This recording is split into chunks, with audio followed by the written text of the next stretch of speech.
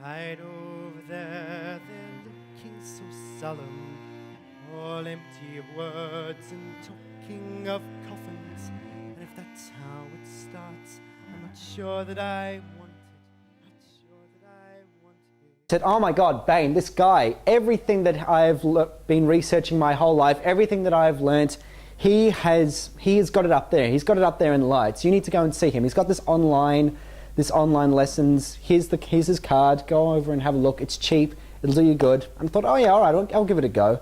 But I never understood what singing was, what you meant to do, because no one was able to ever communicate it to us. A lot of teachers would put me in a box and say, okay, here's where you are. This is your box.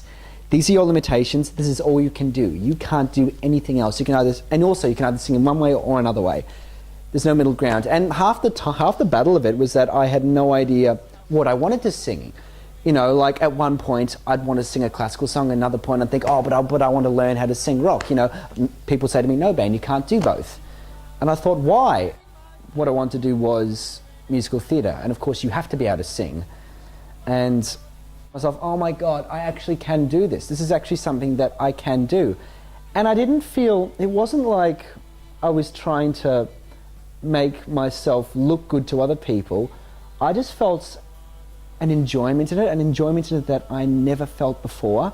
And I felt like I was actually doing something positive for myself. Probably the biggest improvement would be my ability to, I know it sounds cliched, but to communicate the story of a song. That's probably the biggest thing that I never got. Like, I understood acting, but when it was communicated to me through various sources and through Tim as well, that singing is just a heightened level of acting and emotion, that was kind of one of the major clicks for me. Definitely confidence is a big factor. Like, I'm able to understand lyrics now and communicate the story of the song now. Like one of the first things that Tim says in the lessons is two singers up there, singer A, singer B. One singer is singing and the people in the audience are thinking, yeah, that's okay. And the second singer sings and they go, yeah, that rocks. And Tim said, and this is probably the first thing that sucked me in, he said the first person is only trying to sing, but the second person is doing something different. He's communicating at a higher level.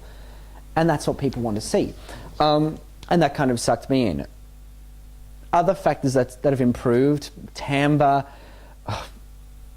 belt. I can belt now. I never used to be able to belt. All my life, my range has expanded dramatically. All my life, people have said to me, "You're a classical baritone," and now I can hit high V's and C's and all that. In Tim's credentials, his knowledge and all that, as well as his warm attitude and the trust that you put into him. It's and hearing yourself singing versus how Tim sings, and hearing things lock into place and things fall into place, it even just feels right, because it points out your strengths and weaknesses. Like, for example, it made me realise that I was a really strong twanger and crier, but a not very strong belter at the beginning, you know. And I realised, oh, okay, well, I need to add more colour to the sound, less of this and more of this. If you do lessons, you'd know what I mean. It's good because he acknowledges that everybody has strengths and weaknesses, and he actually puts it on display. So it definitely shows that he knows what he's talking about. He was standing on the pool out there, actually, with the hose, and as the water came out, he said, if you want to sing higher, safer, this is all you have to do. And he puts his thumb over the edge of the hose, and the water kind of squirts out. And also, he's in a car, and he's saying that when you're trying to sing higher, all you have to do is change gears. If you don't change the gear, then the car's going to stall. All those visual aspects just makes it so much clearer for people. It's just nice to know that you have that trustworthy figure there, even though you're not in the same room as them, but you feel like you are, speaking in a way that's not boastful or me blowing my own trumpet, because I'm definitely not that sort of person, but speaking as someone who's gone through this experience and is looking at myself thinking, oh my goodness, I never knew I could do that. I feel like I am singing in a much more resonant and colourful way. Tim said, you are a real life sound sculptor, and that's nothing that just went in my head, because it made me realise that I actually can do this, and what I'm doing is beautiful, and more people should do it. Everyone should be able to sing. If everyone could sing, the world would be a better place. as well as being able to do it at home anytime you want, you've got all that information sitting there ready to go at any moment. You've got the downloadable lessons, you've got the actual lessons, you've got exercises, you've got everything there, all this information. You can bookmark where you want it to be. It's amazing to have it all there. You don't have to worry about it. And as I said, because he explains it so well, you can trust in it. And also, you may be going off to a gig and forget how to do something or need a bit of reassurance, so you might upload it onto the phone. I know I did this, uploaded it into my phone and thought, oh, what did he say here? Oh yeah, real life sound sculptor. Oh, I'm an artist. Oh, okay. Going back to the start, it's just a matter of sitting on the lessons until you feel confident with moving on. And I think the reason why it works, even though there's not another person sitting there in the room with you, is because what you do and what Tim does resonates with each other so well. Like, especially when he uses his examples or multimodal functions or whatever he does, you can really tap into that and trust in what he's saying is actually accurate, because you feel it as well. You know, singing should be a nice feeling. You know, people have said to me after singing, it should feel like you've just had a hot plate of your grandmother's best pumpkin soup or something like that.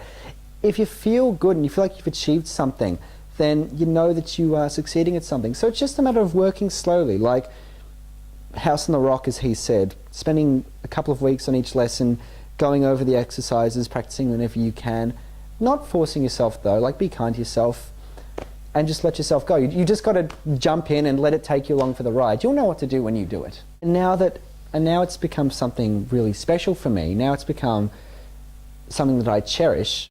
I just love it, you know. It's what can I say? I'm hooked.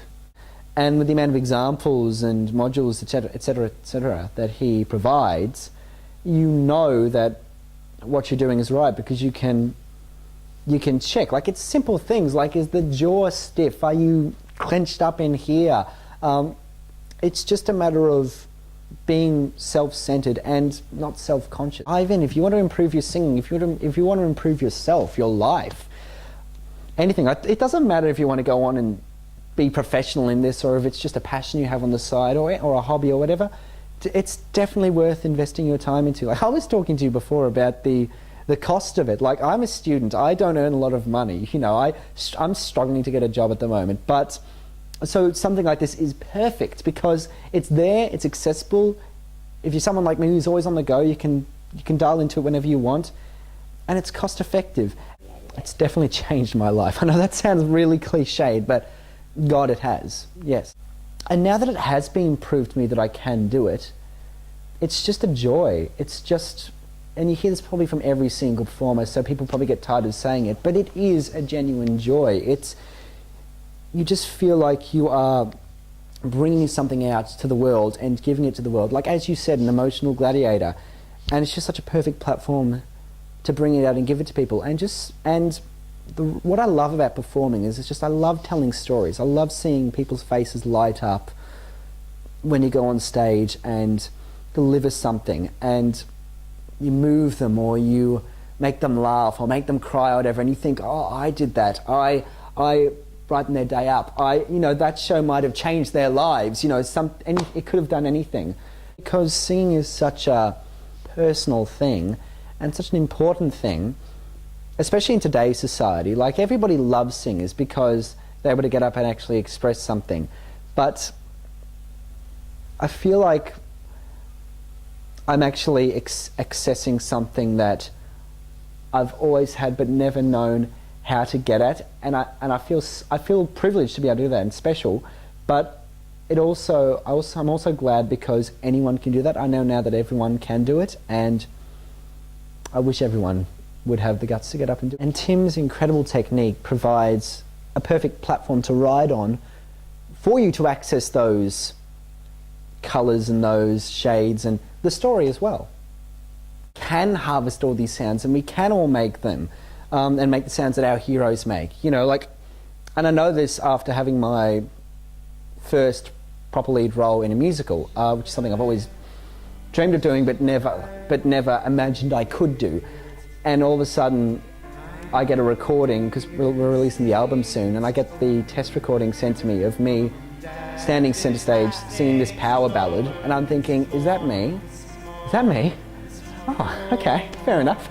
I mean, comparing that to the way I sung 12, 14 months ago, something like that, even 12 months ago, even 6 or 7 months ago, the difference is just dramatically, it's just dramatic, you know, it's incredible. And the fact that we all have access to that is just amazing to behold. This next year is just to do shows, fill up my resume, do classes, get my voice back into gear, which means doing more Vocal Alchemy stuff, yes. Have a look at what a great life that you've given me. We'll see. No, the album's called Shining Armour, and it's a new musical written by music by Law Burns and book and lyrics by Effany Gale. And it's kind of, I like to think of it as Rent meets Into the Woods. Good fun. I played the Prince brother, Prince Henry. It will be released hopefully by the end of the year, so keep an eye out for that.